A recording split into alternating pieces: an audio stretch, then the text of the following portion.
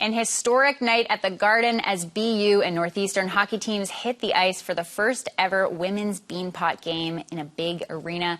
The players faced off in front of more than 10,000 fans who watched Northeastern take home their 19th Beanpot title. GBH News reporter Esteban Bustillos saw it all and joins me now. Esteban, thank you so much for being here. So you were there. What was the energy like? It was exciting. You know, I've been to a couple of different Beanpots, both the men's and women's before.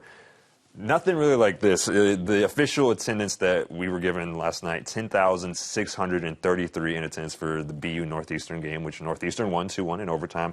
The largest women's hockey game ever played in New England was what we were told by officials last night. Yeah, look, the women's Beanpot, been happening since 1979. This one was different. This one felt different.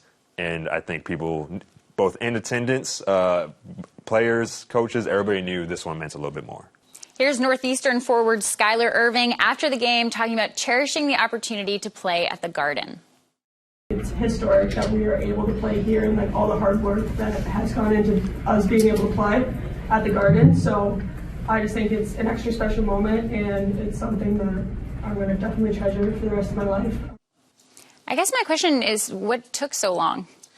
Yeah, so the men's Beanpot started back in 1952. They played at what was then Boston Arena, which is now Matthews Arena, which is Northeastern's home rink. But that quickly moved in 1954 to what was Boston Garden, eventually now TD Garden, which has replaced the old Garden.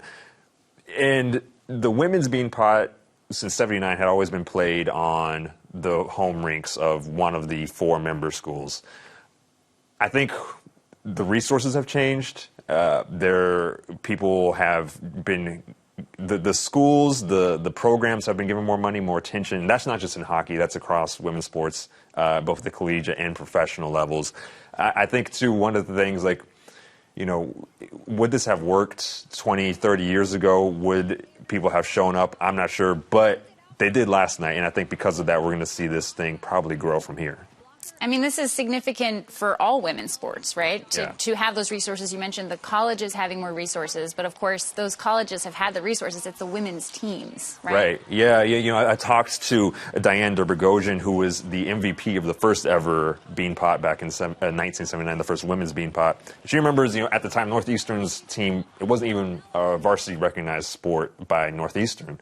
At the time, they were driving themselves to games. They didn't have a bus to get to games. So those players couldn't even imagine something like this. You know, and even like women's hockey in college, it wasn't recognized by the NCAA until 2000. So all of the investments have sort of led up to this moment, not just for the Beanpot. Again, we're just seeing across women's hockey, women's basketball, et cetera. And it's going, I think it's just going to go up even more from here. And the fans. Tell me about the fans. Oh, yeah. They were into it. You know, the BU section, the Northeastern section, they were sort of going back and forth. It felt just like any other hockey game, any other college hockey game. It didn't feel like, oh, this is a women's game, quote unquote. It was just, it was a hockey game. It was great. It was good hockey. Look, I'm from Texas. We don't know too much about hockey down there. And I was like, oh, this is fantastic. It was a wonderful time. Let's hear from BU head coach Tara Watchhorn on how special this game was for her and her team.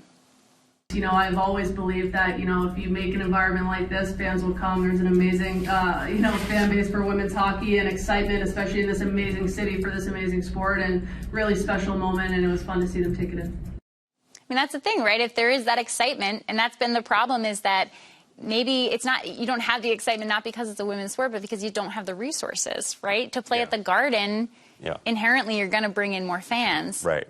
Right. And, you know, I talked to Northeastern Athletic Director Jim Madigan, and one thing he said, you know, they're trying to make this a bit of a trial run and to see what will happen.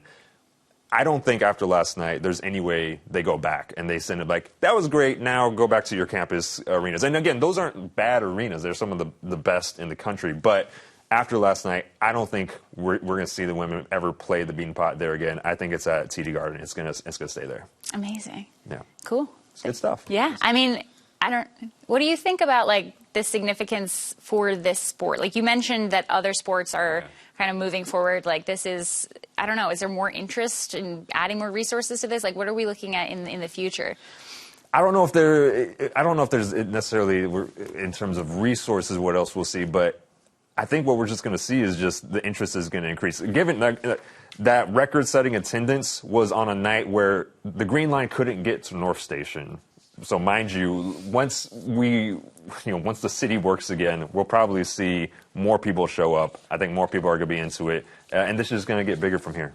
Great. And I mean, last night was significant in a number of ways, but we had an all-female, for the broadcast, right. All-female production, right? I mean, Mayor Wu dropped the puck. Yeah, Governor Healy was there, too. Yeah, Governor Healy was there as well. I think it was just, there was a lot of female empowerment happening. We wanted to play this clip talking about, oh, okay. But yeah, there was a lot of female empowerment happening, and I think that's significant as well. Yeah, look, I mean, as I said, more investment for women's sports. It sort of feeds into itself. You invest in sports, the sports get better, more athletes get interested, the games get better, and the cycle sort of fulfills its own prophecy. Great, cool. Thank you so much, Esteban. Thank you, Tori. Appreciate it. Thanks for your time. Appreciate it, yeah. Cool.